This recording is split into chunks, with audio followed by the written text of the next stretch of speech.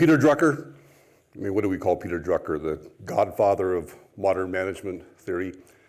Peter Drucker once said, "Your customers are always buying something different than you think you're selling to them."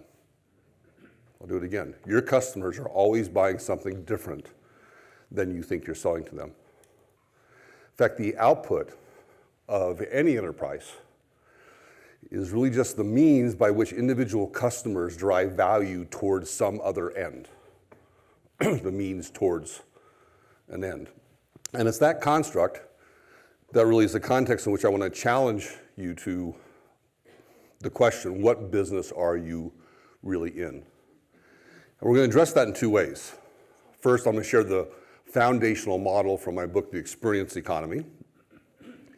It's a way of looking at economic history over the last 200 plus years. And then I'm going to share three different, I'm not going to call them answers to that question, not even suggestions. They're more like provocations that I hope will cause you to think differently about what business you're really in. I couldn't possibly make any specific suggestions. We have too diverse a group here, but definitely some things that'll maybe knock you off the tracks and make you think differently about not just the value you provide today, but the value that you're capable of providing in the future, right? Because your current business is not just generating your output today. Your current business is a set of capabilities that's capable of changing over time as you see the needs that are unaddressed in the marketplace.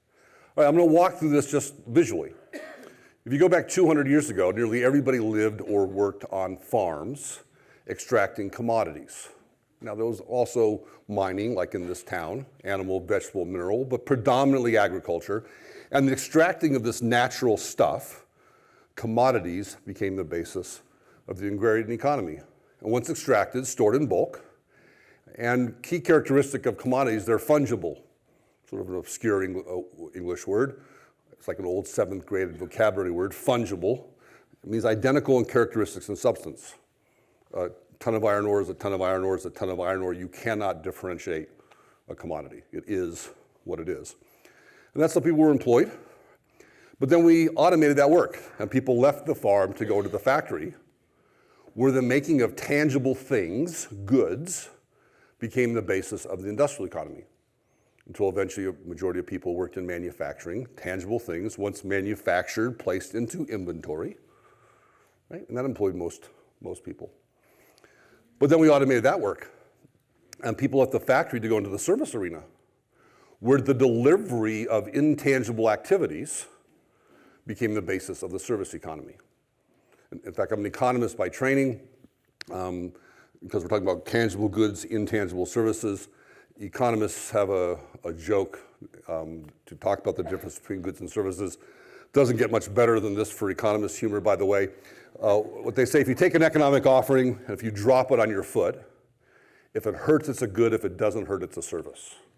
Goods and services. Widely recognized commodities, goods, and services. Let me point out the office building I have here to depict this. Once upon a time, there were no office buildings. There were no office parks. There was no work of that kind, right?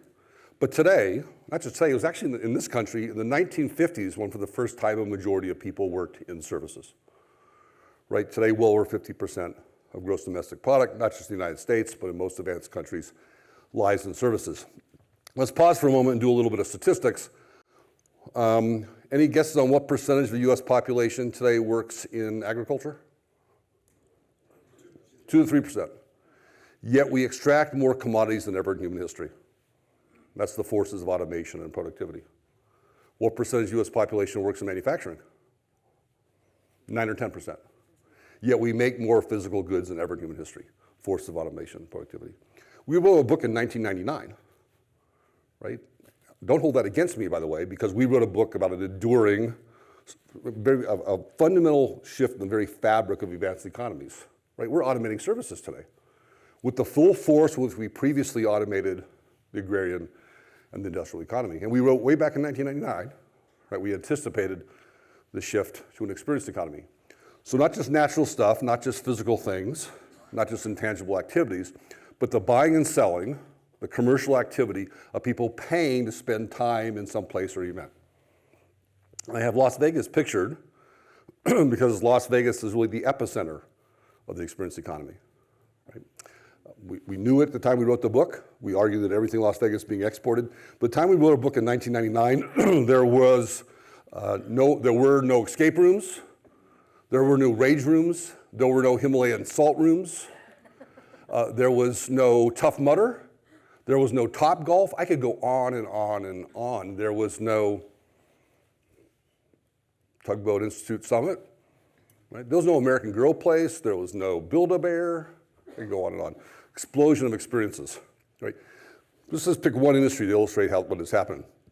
In 2016 was the first year in the United States where Americans spent more money in restaurants and bars than in grocery stores. More money in food service and dining experiences than in commodity produce, meat, and packaged goods. Of course, when COVID hit, what industries were most affected by COVID? Those where people were spending time, right? Cruises, hotels, airlines, and so forth. And the supply chain problems we have is a function of consumer behavior turning on a dime from most experiential consumption to going back to buying physical goods. No, our manufacturing capacity and distribution capacity had got so good at just in time and having just enough capacity that we couldn't handle it. We're still suffering from that today. In fact, we need to snap back to more and more consumption to experiences. Now, interesting thing about Las Vegas. Las Vegas understands a couple of very important things. First of all, they understand that they scour the planet looking for new experiences that emerge and see which they can appropriate and commercialize. So for example, an ice hotel opens up in Scandinavia. All of a sudden we have the first ice bar in Las Vegas. Las Vegas also understands a very important thing. If you get customers to spend more time with you, they will spend more money with you. In fact, Las Vegas understands that time is the currency of experiences. Right? Time is the currency of experiences, getting people to spend more time with you, but also finding a way to charge for that time. That's what makes an experience an economic offering, is to charge for that time. All right? Let's do one last thing with time. The difference when time with the service versus experience. With services, the relationship to time is about time well saved, making things easier, quicker, more convenient, saving time. That's the focus of services, what you do. With experiences, it's about how you spend that time. It's about time well spent. Now here's the good news from an experiential perspective from the pandemic. If you look at most of the changed behavior among consumers, most of the changed behavior has resulted in saving them time. Right? Ordering foods online, curbside pickup, more home delivery, telemedicine. I have a dentist neighbor who's doing orthodontics, doing more and more fittings, just anything that doesn't require metal, he's doing online. No more driving to the doctor's office, no more time in the waiting room. What a dumb idea to begin with, a waiting room. What a horrible way to spend time, right? So that, and that time, there's actually an increased amount of time that's now available for people to spend. So the enterprises that figure out how to get people to spend time and spend dollars with that time are the ones I think will grow and thrive in the future. All right, so 3 different provocations based on this. So here's back to the foundational model, progression of economic value. The way this model came to be is my co-author Joe Pine wrote a book called Mass Customization. I wrote him a 3-sentence letter. He contacted me back when I was the head of process innovation at CSE Consulting. We hit it off. We started our own firm. And Joe, for years, was fond of saying, if you customize a good, you automatically turn that good into a service. Right? Think Dell computer before they lost their way. Right? Dell would never make a computer and place into inventory, one of the characteristics of a goods manufacturer. Instead, no, Dell would only make computers in response to actual orders. They were a computer making service until they lost their way. Right? Similarly, if you customize a good, if you customize a service, you automatically turn that service into an experience. Here I like to use Progressive Insurance. They have these immediate response vehicles, these Ford Explorers with Progressive paint along the side of the car.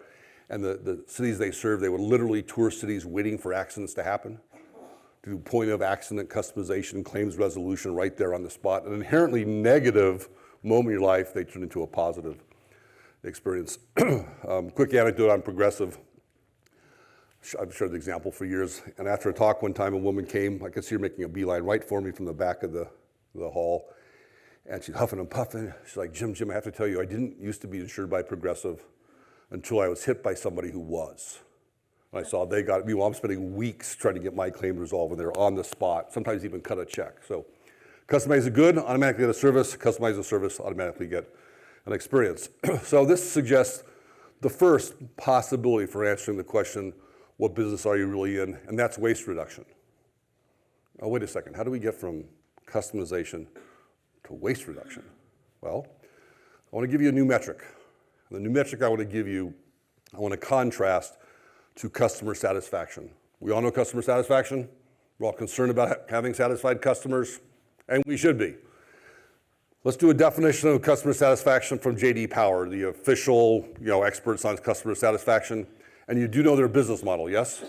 They do surveys about how you rank in your industry, and then if you win, you pay them to say you won. I love this model. Okay, so J.D. Power, right, their definition. They say customer satisfaction is the difference or the gap between what a customer expects and what the customer perceives he gets. It's the gap between what a customer expects and what they perceive they get. Perfectly good definition, perfectly good metric. You want to meet expectations, but it's not enough, in our view, to differentiate. So we want to layer on top of that another metric, which we call customer sacrifice. And using parallel language, our definition of customer sacrifice is the difference or the gap between what a customer settles for and what each customer wants exactly. I'll do that again. It's the gap between what a customer settles for and what each wants exactly.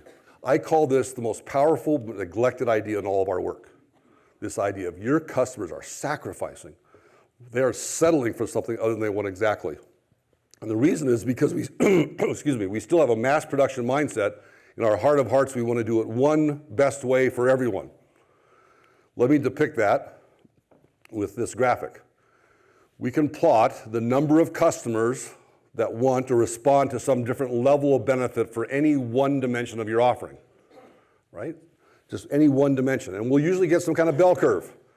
That is, some customers want a little bit of that one dimension, some customers want a lot of that dimension, most people lie in the middle, and we have some sort of bell curve, right? In hundreds, if not thousands, of different dimensions. What a mass production mindset will do is design for the average. Figure out the one best way to do that. And why do you do it for the average? Because it's the greatest appeal to the greatest numbers, right? But what we're an advocate in terms of customizing is the reason to customize is to recognize when you do it one way for everyone, people sacrifice. That is, if you would like more of that dimension and you purchase something that's designed for the average, you sacrifice. There's a gap between what you would like to have exactly and what you settle for. Similarly, if you want less of that dimension and you purchase something designed for the average, you sacrifice. Right? And it happens every day when people are purchasing. Okay, close enough.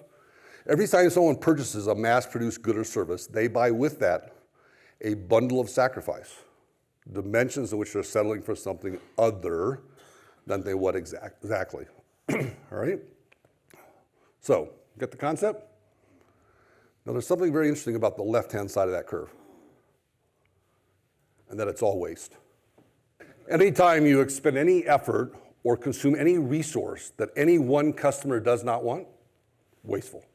In fact, once you've gotten rid of waste through traditional quality methods, continuous improvement, you've Kaizenned your organization to death, the last remaining waste you have is a new theory of waste, right? Which is recognized that anytime you use something, you spend effort on something that any one customer does not want.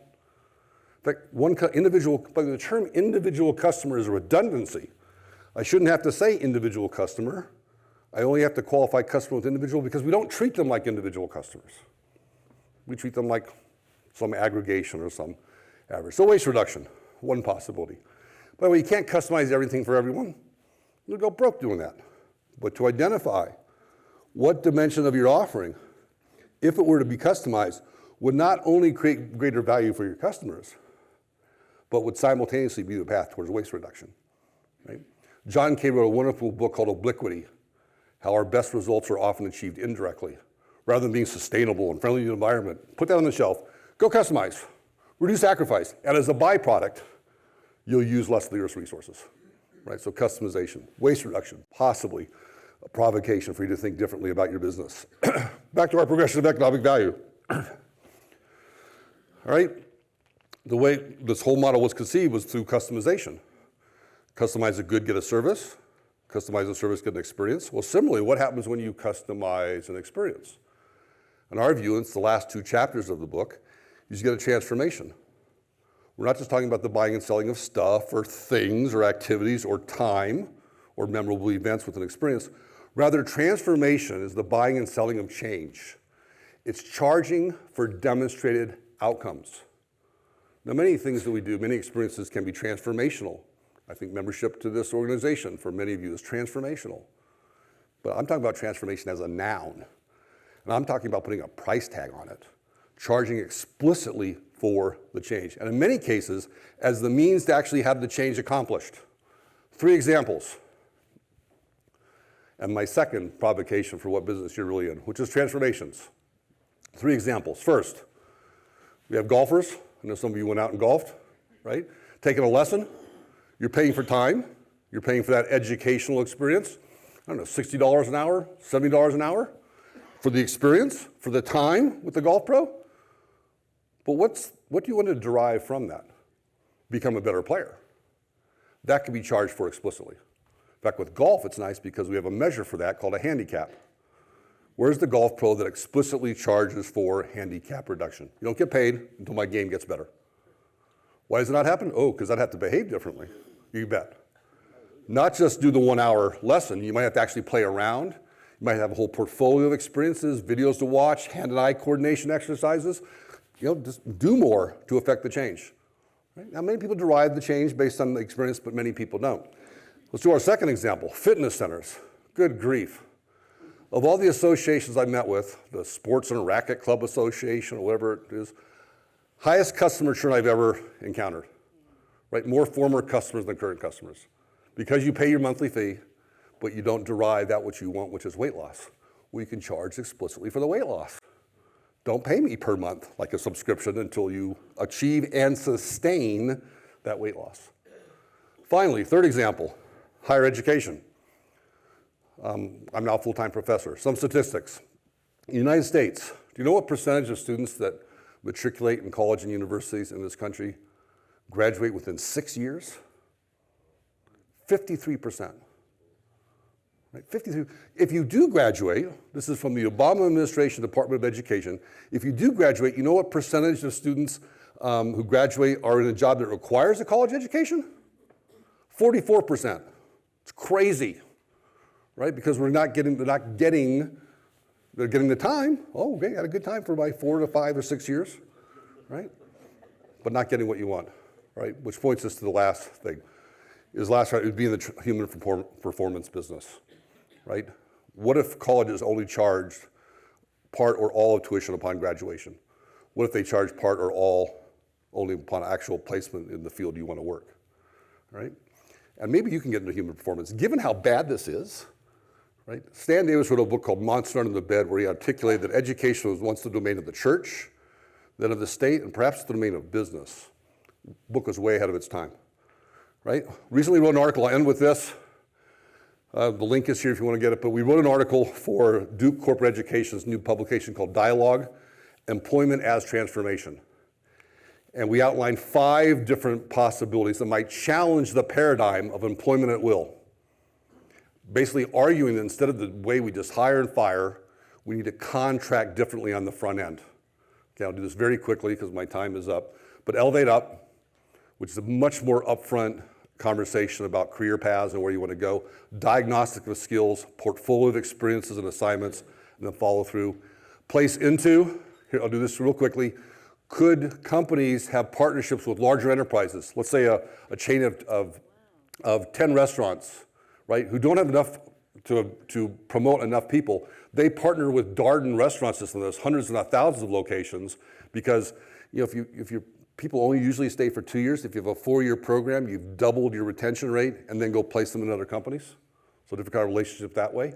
To work under, apprenticeshipping. Here's what I think you all think about. I mentioned this when I went to Peter's lunch conversation. What if you all hired a graduate undergraduate to be your personal mobile assistant? They have your phone all the time.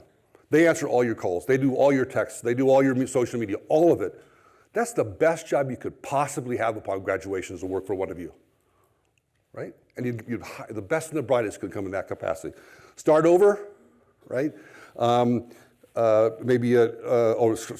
your own. You want to start a business, you have aspirations for that, come work for you, entrepreneurial instincts, and then actually you help fund versus venture capitalists, you help fund their startup, right? You become the new venture capitalists, right? While throwing out the term, right? And then start over for those who are older. So hopefully I've given you something to think about. Those of you who are provoked enough, thank you for the time and the opportunity. Let's have a great rest of the day. All right? Thank you. Thank you.